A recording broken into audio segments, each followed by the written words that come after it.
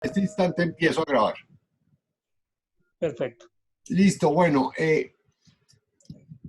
este descanso bien valdría la pena que tuviéramos en cuenta la cantidad de posibilidades que hay de lecturas y de temas, ¿no? Y de textos. En primer lugar, es interesante ver que en los últimos 10 años se ha ampliado la lectura de Hegel y se ha, no sé, imaginado la gente que vale la pena seguir su trayectoria y su pensamiento. Esto no es lo usual. Y para ello hay dos o tres personajes que valen la pena que pudieran ustedes revisar, buscar ahí en internet. Hay mucha cosa ahora que es accesible sin ningún drama. Piensen ustedes, por ejemplo, en Félix Duque. Félix Duque es un español, profesor de Hegel de la Universidad de Madrid. Es excesivamente español y entonces cuando hace las conferencias ahí en YouTube, pues hay que entender una cantidad de modismos muy españoletes que tiene él y entonces complica mucho el aprendizaje. Pero en general me parece que es un autor interesante, ¿no? De otro lado también podemos encontrar cosas de Heidegger muy importantes dentro de la investigación que él hace de Kant. Por ejemplo, el concepto de ser en Kant, que lo trabajamos en algún momento en el seminario de Kant, que también nos serviría para entender algunas cosas. Sin duda la Escuela de Frankfurt va a ser uno de los grupos de trabajo, el Instituto de Investigación Social frankfurtiano, y con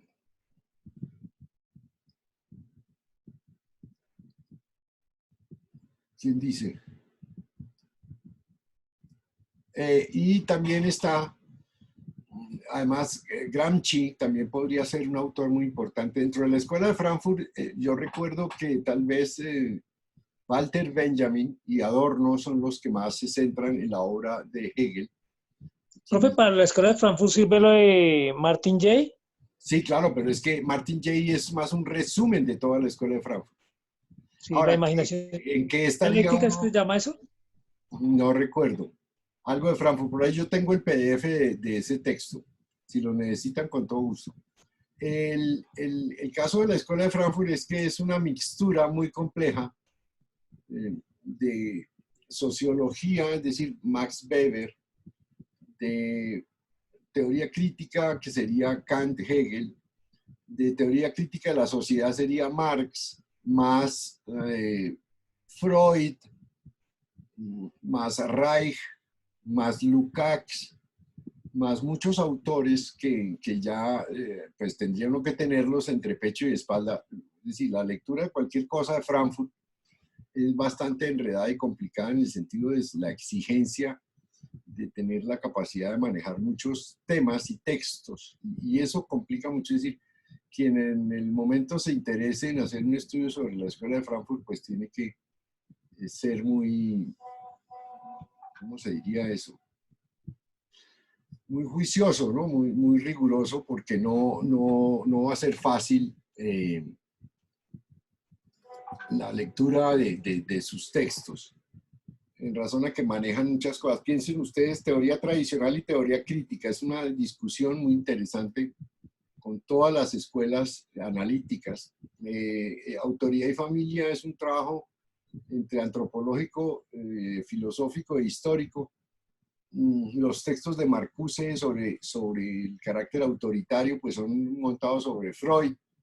Entonces tiene uno en general muchas dificultades. Bueno, pero entonces, resumiendo, ¿quiénes podrían ser los autores que estarían a la mano de Hegel? Entiendo que en la escuela mexicana hay algunos profesores que están interesados en trabajar sobre Hegel y podría eventualmente conseguirse algunos materiales. En el caso argentino, hay también algunos esfuerzos, pero yo diría que en el habla, digamos, hispanoparlante, lo más cercano sería lo de Félix Duque.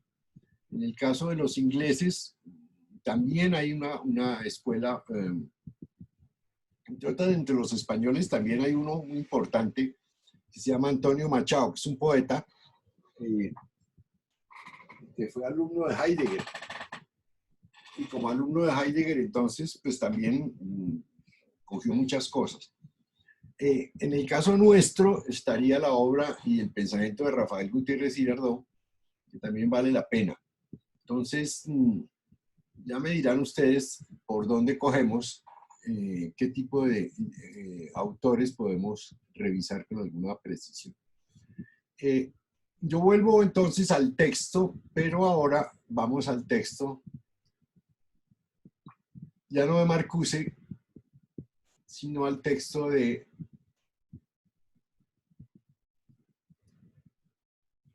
mismo Hegel como tal.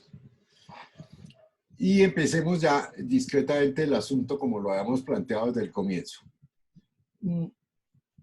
Los corchetes que están ahí son puestos por el editor de la versión castellana, de la versión traducida del alemán. Así que las tareas científicas del presente y el primero, la verdad, como sistema científico, pues es...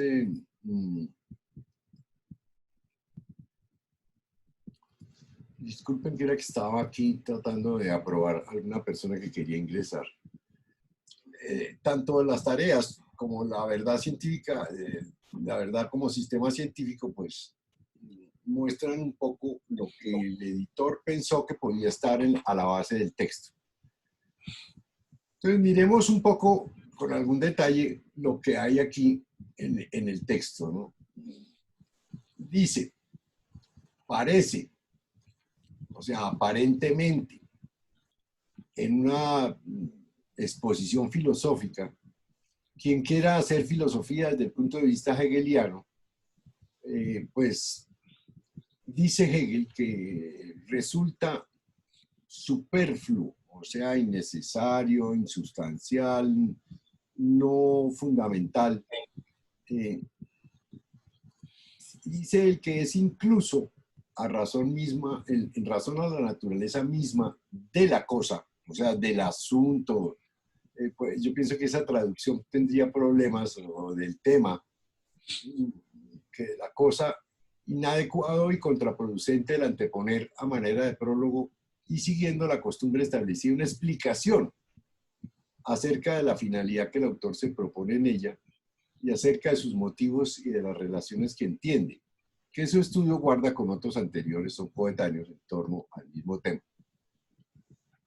Yo pienso que ya, claro, hay que saber otras cosas para poder decir lo que yo estoy tratando de elaborar. Pero lo que en realidad Hegel dice es, yo no soy un autor que esté tratando de mostrar un punto de vista. Lo que yo presento no es un punto de vista, ni mucho menos, sino más bien y fundamentalmente lo que yo quiero hacer es una reconstrucción de todo el proceso del lenguaje humano y de todo lo que ese lenguaje significa en la capacidad de captar de manera genuina la realidad, ¿cierto? Por eso dice él, en efecto, lo que sería oportuno decir en un prólogo acerca de la filosofía, algo así como una indicación histórica con respecto a la tendencia y al punto de vista, ya entra lo que yo acabo de decir, al contenido general y a los resultados, un conjunto de afirmaciones y aseveraciones sueltas y dispersas acerca de la verdad, no puede ser valedero en cuanto al modo y la manera en que la verdad filosófica debe exponerse.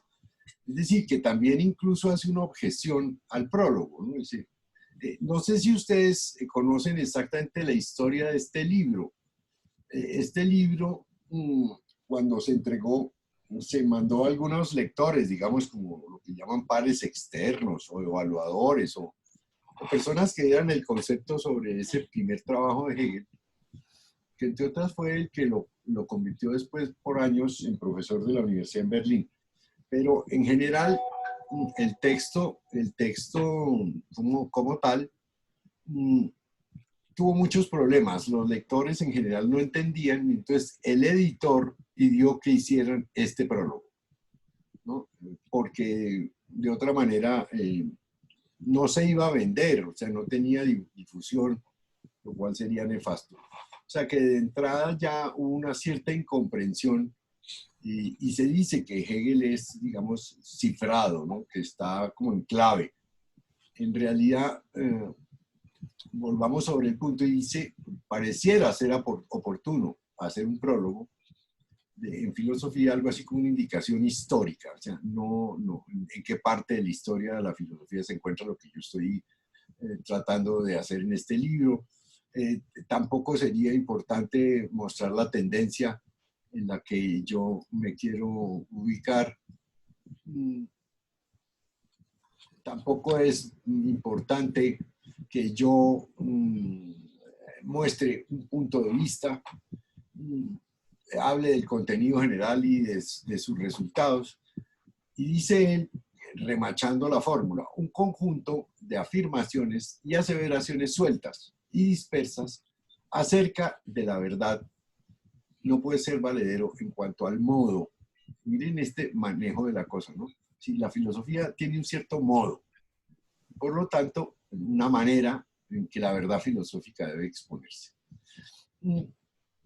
Por supuesto, por fuera de lo que está aquí, que es solo la iniciación, hay que advertir que Hegel considera, después de Kant, que él es capaz de no solamente utilizar la fórmula ya, si se quiere, entendida y bien sugestiva de Kant, de que lo que importa en el fondo cuando se enuncia algo, yo digo, esta charla es, mi mesa es amarilla, blanca, el vaso es transparente, cualquier cosa que yo diga, ¿cierto? Es decir, pareciera que yo estoy hablando de verdad, verdad y definitivamente de lo que son las cosas en el mundo, ¿no? Que en realidad el lenguaje tiene la capacidad de atrapar el contenido y el modo de expresarlo sería pues la forma más cercana a las deidades, ¿no? Es decir, como si estuviéramos reproduciendo la capacidad de creación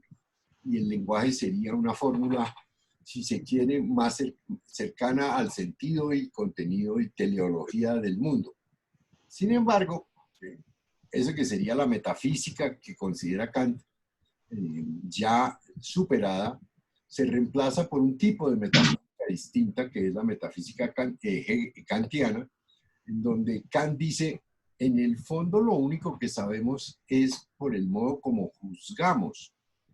Es decir, el tipo de juicios que utilizamos, las modalidades de juicios que tenemos, hacen que nosotros digamos de las cosas y a través de eso construimos mundo. Mundo es el ámbito del hombre, donde está el lenguaje, y siempre hay la posibilidad de que el lenguaje diga una cosa u otra y que haya muchas maneras, tal y como lo expresaba Aristóteles, que el ser se dice de muchas maneras. Bueno, pues los juicios, el análisis de los juicios, casi que el análisis lingüístico, si ustedes quieren, eso luego lo va a trabajar Noam Chomsky, las estructuras generativas y transformativas derivadas de la lógica del lenguaje humano en general, no del lenguaje en un idioma, sino del lenguaje humano, pues muestran que en una buena proporción lo que decimos de las cosas del mundo no son lo que son las cosas del mundo, sino lo que nosotros ponemos en ellas. Por ejemplo, yo puedo decir que aquí tengo una taza de tinto, ¿sí? Esta es la taza de tinto. Es más, puedo incluso apuntarlo en un papel. Aquí estoy yo frente a la taza de tinto. En 5 minutos más, eso es posiblemente verdad, pero en 10 minutos o en una hora ya no. Es decir, que como que el lenguaje se le escapan una cantidad de cosas, de precisiones, y solo serían situaciones de relación mía con las cosas. En el fondo, lo interesante es que la taza puede ser carmelita o blanca o lo que sea, o el vidrio transparente, pero uno nunca encuentra el es en los objetos. El es una estructura que nosotros ponemos. Entonces, el modo de ser de la determinación no parecería estar indicando un asunto ontológico, sino un asunto antropológico, es decir, una manera humana de relacionarnos con las cosas. Esto abre una cantidad de campos extraordinarios en el desarrollo de las ciencias, y en el caso kantiano, pues abriría desde una teoría del conocimiento, que es lo que luego va a trabajar el cristianismo, para discutir con Kant y decirle que Kant inventa el mundo, ¿no? Que no es cierto, Dios creó el mundo, lo creó muy bien y muy bonito, y nosotros ahí, y que lo que hace Kant es producir un artificio, porque se supone que la subjetividad, que es un elemento que no había introducido, pues es falaz, ¿no? En realidad lo que es seguro es que la naturaleza está jerárquica y orgánicamente estructurada. Bueno, entonces, cuando Hegel recoge esta formulación kantiana, se pregunta si es posible establecer o no un orden de las posibilidades de los juicios humanos. Si hay, por lo pronto, distintos niveles, formas de relacionarse con lo externo, y a través de esa relación producir distintos niveles de naturaleza. Piensen ustedes, la naturaleza de los griegos, que es la physis, no es la misma que la naturaleza del biólogo. Algún griego estaría diciendo que sería una extravagancia decir que las flores son sitios donde se representan las capacidades sexuales de las plantas. Eso sería, digamos, incluso para un católico resulta también exagerado, ¿no? Es decir, que las plantas tengan allí en los estigmas, aparte de las flores. Que quienes hacen la polinización serían las abejas, que no van pues simplemente a comer, sino que tienen un convenio de cooperación, si se quiere, hecho desde tiempo inmemorial, desde tiempos geológicos, con las plantas, y allí, con ese intercambio, las plantas les dan comida y ellas hacen el oficio de unir, poner los polens donde deben estar. Por eso se producen los frutos. Bueno, pues en principio, distintas estructuras humanas de distintos periodos han producido distintas objetivaciones, o sea, han juzgado a la naturaleza con distintos vínculos, con distintas clases y niveles, haciendo acento en esto y aquello. Total, la naturaleza, o la noción histórica de naturaleza no es homogénea. Sí, yo me supongo que en periodos paleolíticos tendría que haber una noción que está representada en el arte rupestre europeo, que después en el neolítico debieron pasar algunas otras cosas. No son posibles de reconstruir porque lo único que quedan son los materiales que la arqueología estudia en piedras pulidas o piedras lascadas, etcétera. Y tal cual evento que genera toda la curiosidad de cómo se investiga, cómo se piensa, qué tipo de lenguaje, qué tipo de estructuras intelectuales deberían tener los hombres del Paleolítico superior, inferior y medio, o los del Neolítico. Pero bueno, si ya nos acogemos sencillamente a la historia de la sabiduría estructurada en libros o en poemas o en cantos, pues bueno, en tradiciones etnohistóricas o etnográficas, pues uno podría decir que allí había una manera muy particular de estructurar la realidad, de designarla, de juzgarla. Y eso quiere decir que para Hegel, fundamentalmente, el oficio es poder reconstruir todos estos grupos de determinaciones y ponerlas, si fuera posible, en un orden indispensable, en un orden necesario que permita hacer la historia del pensamiento y del saber humano. O sea, el objetivo de Kant es estudiar los juicios y a través de ellos configurar una vía que permita demostrar el papel que juega una estructura como la conciencia, en donde una buena parte del contenido final de la realidad no depende de la naturaleza, de las cosas externas, sino de la naturaleza misma del modo de pensar. Eso quiere decir que la noción de objeto, si ustedes lo miran con cuidado, es ya el resultado en donde la subjetividad pone una buena parte del resultado. Antes, en Aristóteles, estábamos de testigos, ¿no? Mirando que la naturaleza estaba organizada y tratando de ver si las palabras coincidían con las cosas. En realidad, aquí esa dinámica de las palabras y las cosas, que es un texto muy interesante de investigación, si las palabras y las cosas en realidad son equivalentes o no. En realidad siempre fue esa la discusión. En el caso de Kant, queda relativamente planteada por lo menos una vía, y esa vía es de que las palabras que se refieren a las cosas son, dentro del espacio de lo humano y de la subjetividad, estructuras que corresponden y se comprometen con la naturaleza misma del pensar, y que no quiere decir que, a pesar de que se haga el esfuerzo de saber qué es lo externo, sean realmente lo externo. Bueno, pues Hegel está interesado en hacer una fusión de todas las posibilidades de esas designaciones. La historia de las determinaciones es la fenomenología del espíritu. Por eso no es justo hacer un prólogo en donde yo cuente mi punto de vista, sino que yo quiero hacer para ustedes, dice Hegel, con una cierta arrogancia, algo de petulancia hay ahí, demostrarles cómo es el proceso. Entonces vamos a hacer un recorrido en donde ustedes van a ver cómo es que funcionan los distintos saberes en las distintas etapas, ojo, del pensar, no de la historia humana, sino de la historia del pensamiento, en donde encontraremos distintos comportamientos y lo anuncio, y eso se llama, en términos generales, mediaciones, figuras de la conciencia, niveles de relación del hombre con la naturaleza y niveles de relación de las designaciones que el hombre hace. Entonces, aquí ya no se trata de estudiar los juicios. No es el asunto no es estudiar como lo hacía Kant, para darle el fundamento a los principios de las ciencias, como la física y las matemáticas, sino el fundamento estaría en, la búsqueda del fundamento es la búsqueda de el modo como pensamos los pensamientos.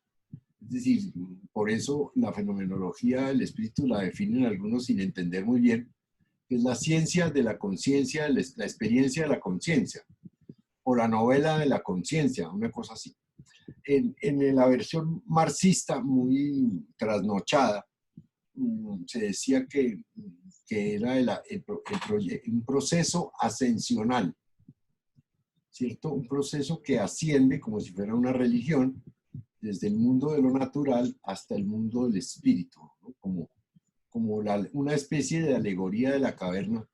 Y hay que decir la verdad, o sea, hay muchos marxistas que vienen de sitios donde nunca han estado, que nunca estudian los temas en profundidad, que tampoco tienen, como suele suceder, la fortuna de tener profesores que de verdad hayan expresado y explicado de una manera genuina la experiencia filosófica, ¿no? Es decir, más es una propaganda a veces. Y entonces la explicación que dan los marxistas de escuela, sobre todo los marxistas venidos de la Unión Soviética de alguna etapa, consideraban que la fenomenología era una especie de discusión que empezaba desde los niveles más sencillos del mundo inmediato al mundo de la determinación. Noten que yo no he dicho eso, ni que Hegel, yo entiendo, no ha dicho eso, porque el saber inmediato o saber de lo que es, dice Hegel en La certeza sensible, que es el primer capítulo, en realidad lo que él se dedica es a un debate al empirismo inglés, y el empirismo inglés es siglo XVI, ¿no? Para ponerlo en términos muy precisos. O sea que en realidad no se trata de desarrollo que luego van a ser equivalentes entre la fenomenología y el papel del trabajo en la transformación del mono del hombre, o el origen de la familia, de la propiedad privada y el Estado, o el desarrollo del salvajismo, barbarie y civilización, como si la fenomenología fuera la historia de la discusión o el recurso de organizar la historia del pensamiento humano desde el punto de vista de su historia material. No, aquí se discute es el saber humano y el modo como ese saber tiene o no las posibilidades de ser unido, estructurado, desde el saber más sofisticado de Aristóteles o de Parménides, hasta llevarlo al saber del siglo XIX, que es su tiempo, ¿no? Bueno, hasta aquí yo pienso que podíamos hacer una sesión de preguntas. Bueno, vamos a tener 10 minutos que nos da aquí la máquina y entonces de esa manera terminamos, si les parece. ¿Alguna inquietud?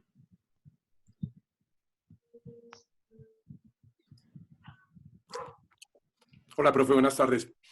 Profe, yo tengo una duda si es posible pensarse la fenomenología desde una perspectiva como si fuese una genealogía.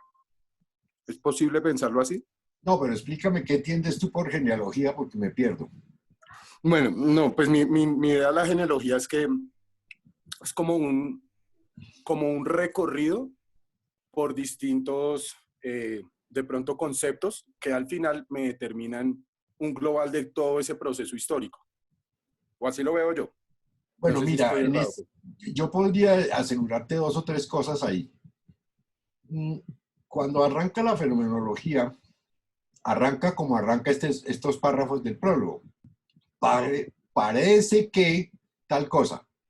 Pero en el caso de la certeza sensible, Hegel hace una trampita que va a ser típica de los alemanes y las va a heredar Marx, que es, le ponen a uno como una cascarita y arrancan con un tema y luego le demuestran que ese tema no es así. Es decir, es como arrancar por la apariencia y luego terminar diciéndole a uno, no, mira, hay muchas más cosas en juego.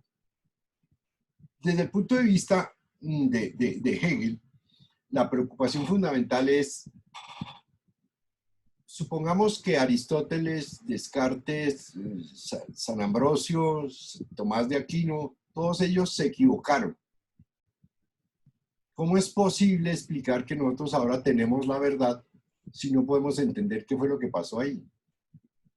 Es decir, cuando yo hacía clases en la universidad, le molestaba mucho a los estudiantes que yo dijera que todas las filosofías son discusiones muy aguerridas de diferencias, ¿no? Es decir, no hay filósofo que no tenga enemigos. Eso no existe. No es que una persona se siente en su casa así, se ponga a pensar y a las 2 semanas o 2 años escribe un libro.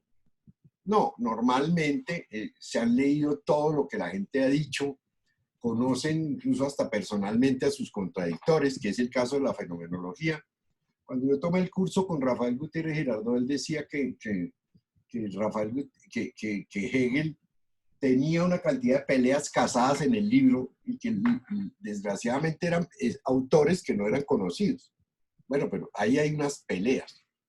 Lo que quiere hacer Hegel es reconstruir por qué la verdad no se expone solo como sustancia, es decir, hasta el siglo XVI, por poner una fecha cualquiera, antes de Descartes, por decir algo que fue el que generó las sospechas y las incertidumbres, hasta el siglo XVI todos los hombres estaban organizados de tal manera que todo el mundo creía que existía un mundo jerárquico, organizado. Eso lo tenía como prueba la religión, la iglesia, el Santo Santorum, los aristócratas y nobles. Todos tenían un lugar dentro de la realidad y usted, dependiendo de dónde hubiera nacido, estaba ahí. ¿De acuerdo? Había un mundo sustancialmente organizado y todas las cosas tenían una finalidad y un rumbo y había una cantidad de normas y de reglas. Cuando viene Descartes y destruye un poco eso con el pensamiento matemático de la geometría analítica, pues se acaba esa seguridad y comienza un desarrollo de insatisfacciones, incertidumbres que se tuvieron que sufrir los empiristas, tratando de, que sin duda también generaron una cantidad de desarrollos de la mecánica y de las herramientas. Basta con acordarse del libro de Pablo Rossi, Los filósofos y las máquinas. Pero todo ese recorrido, desde Aristóteles hasta hoy, por ponerlo así, pensaría Hegel, habría que explicarlo. Y explicarlo significa ver qué relación guarda uno con el otro. No basta con que el ignorante se le descalifique. La ignorancia tiene que ser explicada y la ciencia es ciencia porque explica también la ignorancia. Si la ciencia no es capaz de explicar la ignorancia, simplemente no es ciencia de nada. Es simplemente un artificio, un subterfugio. Por eso, para Hegel, antes que una genealogía en el sentido tradicional del vínculo que puede tener, lo que hay en el fondo en cada uno de los capítulos de la digamos, formulación de los temas de la fenomenología, es que usted tiene una capacidad para poder ir discutiendo en cosas muy simpáticas. Por ejemplo, la objetividad desde el punto de vista del objeto. El objeto parecería ser real y está diciéndome cosas. Sin embargo, también hay otra posibilidad, que es la objetividad desde el punto de vista del sujeto, que sería hacerle caso a Kant. Sí, hasta dónde yo soy el que digo cosas de los objetos y hasta dónde los objetos me dicen a mí, o el contenido final de la experiencia proviene de los objetos o proviene del modo como yo pienso. Entonces, esa reconstrucción y ese debate se da en cada uno de los capítulos. Cuando mires la fenomenología, si es que tienes acceso a ese texto, valdría la pena comprarlo, vas a encontrar que hay desde el punto de vista del objeto, desde el punto de vista del sujeto. Y ahí él va variando, como en una discusión, hasta donde piensa nomás en el fondo el concepto de ser. Como decíamos hace un momento, la palabra es. Esto es verde. Bueno, puede que el color, no sé, pues, pero la palabra no está en el es, no está en las cosas, está en la subjetividad. O sea, que los que hacemos las conexiones somos nosotros. Certeza sensible, fuerza, entendimiento y razón, que serían los capítulos que constituyen la fenomenología, no son otra cosa que la discusión de niveles distintos. ¿En qué? En que en cada uno de esos niveles hay mayor capacidad para ampliar el conocimiento sobre lo que se sabe.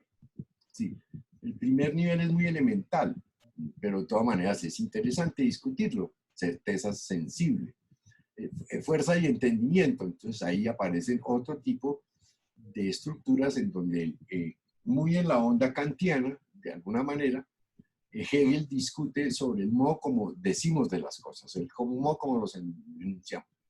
Y luego comienza esto a complicarse porque, no sé si ustedes están enterados, uno de los temas más interesantes de Kant fue haber organizado la noción de antinomias. Al parecer, tal ya lo había advertido el mismo Descartes, la cabeza no se queda quieta. La cabeza continúa preocupándose por si lo que ha fijado como verdad es o no verdad. De tal manera que en términos de esa insatisfacción, de ese juego, la cabeza no puede continuar diciendo lo que ha dicho y hay una contrarregla, como una teoría frente a otra. Las antirreglas, las contranormas de la razón se juegan y se abren los capítulos que van a ser capítulos de conciliación y de conflicto en la razón. La razón es la que reestructura todo, porque es la que da cuenta de todo lo que de verdad pasó. Y entonces, finalmente, se abren los capítulos de la religión, que es un principio de unidad, el arte y la filosofía. Y ahí termina, pues, la obra de la fenomenología como una discusión sobre la historia del saber. Eso sería lo que yo podría decirte, Steven. Gracias, profe. Profe, una pregunta. ¿Alguna editorial para la fenomenología que sea de preferencia? No hay una. Tengo entendido que hay una traducción de Félix Duque ¿Duque? en España que podría valer la pena para mirar otra versión, ¿no? Pero no, pero la que se consigue en Bogotá es la de Fondo de Cultura, la traducción de Venceslao Rosas. Vale, profe, gracias. Eduardo. Profe, una pregunta. Esas relaciones de las que usted está hablando entre sujeto y objeto, ¿esas relaciones tienen un orden o simplemente están así como se nos aparecen? A ver, habría que mirar con detalle el texto y ver de qué manera, eso no me lo había preguntado yo si se da un orden especial, pero yo pienso que a mi gusto, si a mí me hubiera tocado hacer esa investigación como la que hizo Hegel, yo empezaría por lo que la gente cree que son